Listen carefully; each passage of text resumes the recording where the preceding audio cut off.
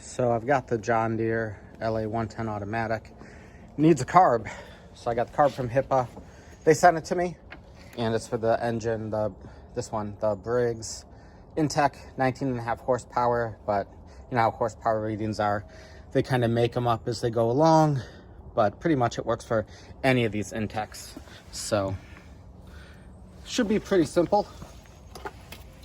I'm only going to use the carb. So the kit came with the carb, fuel line, saving the fuel line, gasket, don't know if it will need it, fuel filter, won't use that on this one, and then some random bits and pieces, some clamps, and then some levers. Fuel line clamps I'll keep, the levers probably won't use, but this should be, you know, fairly easy. And I just bought these to clamp the fuel line. I got these, I don't know, like 2 weeks ago. But the reason I am changing this carb out is it was an aftermarket. It sticks, the choke plate sticks, and also the solenoid was bad from the beginning. So it seems like it wasn't that great of a unit. I'm going to try to do it without removing any of the plastics up here. So we'll see if this works or not. I think it will.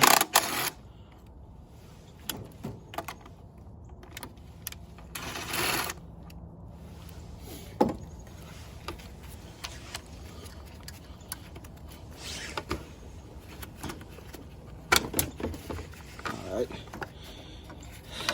Can leave it to the side. Nut fell off. So these came undone a bit. I noticed that it seems like it spun a lot. I'm just gonna take this off.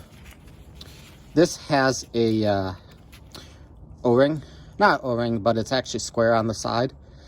But that's what seals, so you don't use a gasket on this side. One out. Let me see what size this is. It's like a, yeah. I'm just gonna use my little pliers. Yeah. Nice. Those are my little Knipex, Knipex, sorry. And they seem pretty good. So we'll see if this is gonna work, and I think it is gonna work. I won't do it.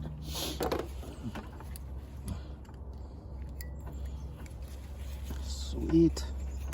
So this carb actually ran good, except the choke plate stuck. So that's kind of a problem, obviously. And actually, this one, the spring on the new one is a lot stronger. This spring feels a bit weak, but hopefully it works. It's got your fuel air mixture adjustment here, your idle stop, fuel air mixture, idle stop, throttle plate, choke plate, and I mean, it looks the same. All these seem to be the same. And let's see if it works or not. All right.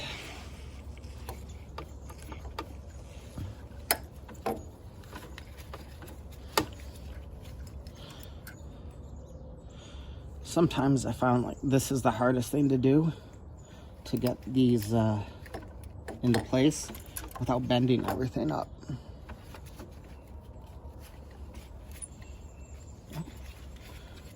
All right, so I got that. And I want to say this is the governor spring in that hole. And then this is the choke, and it does go like this, so it loops upwards, so it goes on that.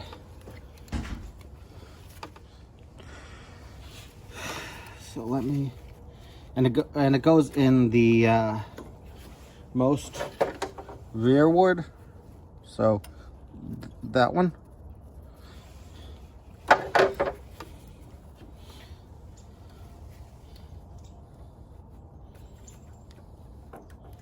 It's probably easier if I take the top plastics off, but I don't really want to. There it goes. All right.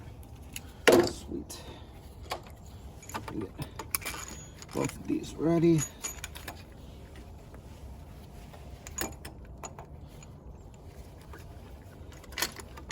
So you do that gasket, make sure everything is still aligned, choke, throttle, spring,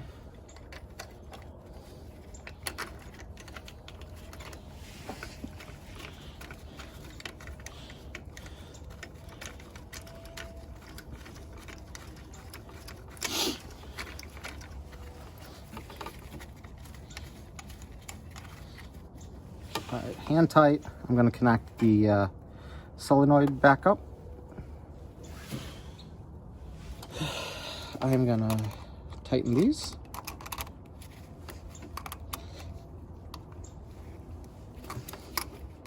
And the only reason I'm using these is because it was convenient.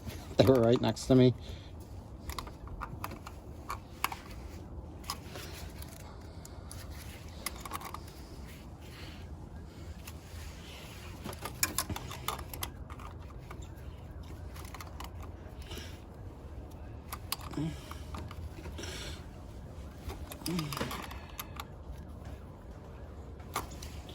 It's nice and tight.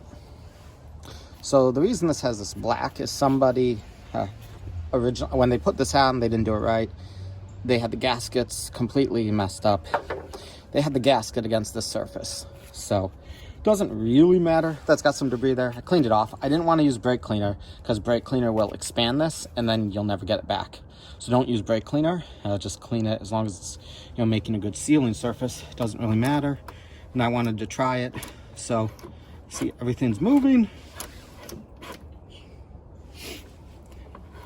Choke, because before it was stuck all the time.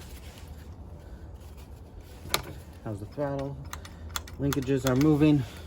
Then make sure to connect that breather hose on here.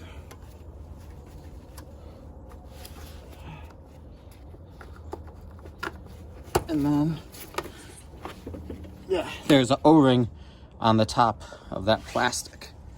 Sorry. On this tube where it goes into the shroud, there's an O-ring, because this takes the filtered air. So air filters here, filters from the outside, and then goes through here. Basically goes this way, down into here through the carb. Put that on in a minute. Let me find the bolts.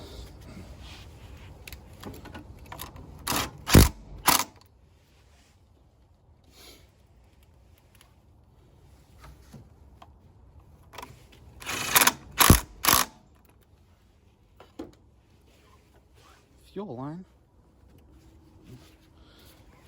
Release that clamp. These are awesome.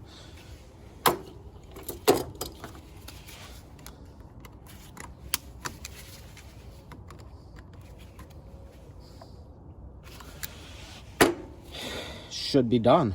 So hopefully it starts right up. So let's see. Choked. Yeah. See, now it's not sticking. The other one's stuck horribly. So let me choke it.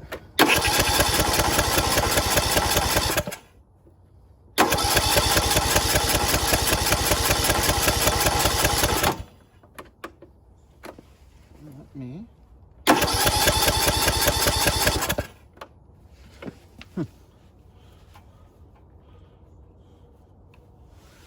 Maybe I missed something.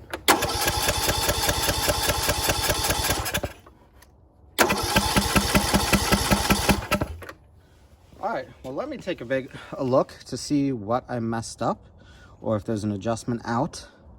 But that's all you do to replace the carb. Pretty simple.